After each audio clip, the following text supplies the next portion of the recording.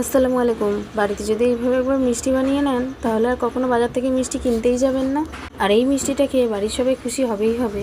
প্রথমেই আমি এখানে 500 ml দুধকে ফোটাতে দিয়েছি আর নিয়ে নিয়েছি 4টে স্লাইস পাউরুটি। পাউরুটির ধারগুলোকে কেটে নেব, তবে এই কাটা ধারগুলো কিন্তু কখনোই ফেলবেন না, এগুলো দিয়ে ভালো ব্রেড ক্রামস হয়। এগুলো মিক্সিতে দিয়ে গুঁড়ো করে নিলেই তৈরি হয়ে যাবে ব্রেড ক্রামস।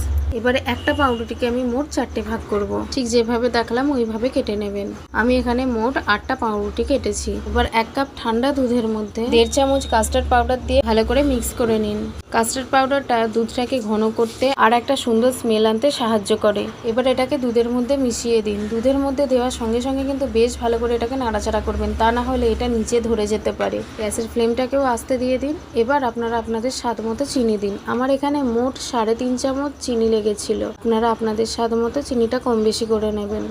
আবারও সব ভালো করে ফুটিয়ে নিন, তারপরে গ্যাসের ফ্লেমটা বন্ধ করে দিন। এবার কড়াইয়ের মধ্যে সাদা তেল গরম করে পাউরুটিগুলোকে ভেজে নিন। দুপিঠ কিন্তু বেশ লাল লাল করে ভাজবেন। এটা যত কড়া করে ভাজা হবে তত এর টেস্ট বেশি আসবে। আমি এইভাবেই সমস্ত পাউরুটিগুলোকে ভেজে রেখেছিলাম আর তার সঙ্গে একটা প্লেটের মধ্যে ঠান্ডা হতে দিয়েছিলাম। সমস্ত পাউরুটিগুলোকে প্লেটের মধ্যে সাজিয়ে দিয়ে গরম দুধের মিশ্রণটিকে পাউরুটির উপরে ছড়িয়ে দিন। এটাকে ঠান্ডা হওয়া পর্যন্ত অপেক্ষা করুন। ঠান্ডা হয়ে যাওয়ার পর ভাজা পাউরুটিগুলো সমস্ত দুধগুলোকে শুষে নেবে আর এর টেস্টটা পুরোপুরি চমচমের মতো হয়ে যাবে।